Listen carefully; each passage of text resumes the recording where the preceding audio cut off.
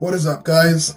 After recently having a double bill viewing of the original Final Destination and Final Destination Bloodlines, the original classic, we all know it. Yeah, obviously, has its dated effects, but amazing classic. Was great to see it again. It was a bit weird, obviously, looking at an old school movie like that in a theatre full of, in a cinema full of so many people.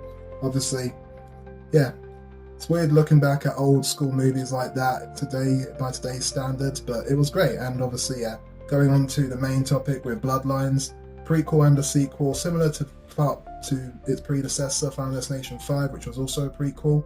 It's very much obviously got that aesthetic of being something new, obviously, because with the sequels, they had their moments where they kind of felt like they were trying to just be a little bit of the same thing, but this one was obviously something new.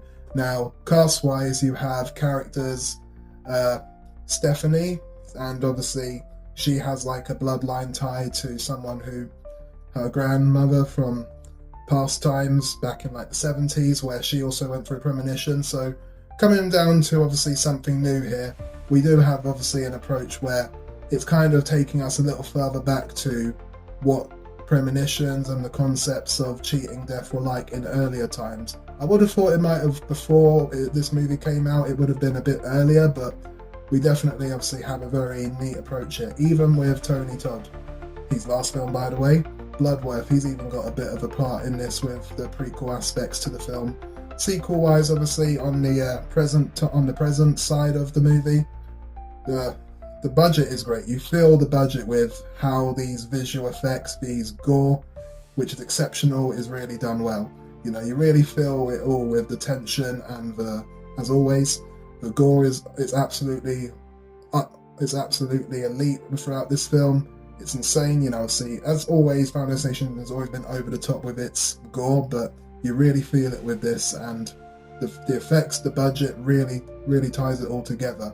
You do have a good protagonist in, obviously, Stephanie, whoever the actress is that plays her, and even the whole concept of just similarities to how cheating death, learning more about it and how to battle through it, cooperate one by one.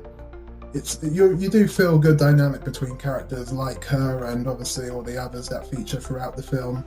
And it may not be, I've always kind of been on and off with Final Destination, but for being something very new, this is definitely one that I'm happy to say is probably the best since the original for trying something new, and I can highly recommend it. So definitely go check this out. You're not going to be disappointed if it's your thing.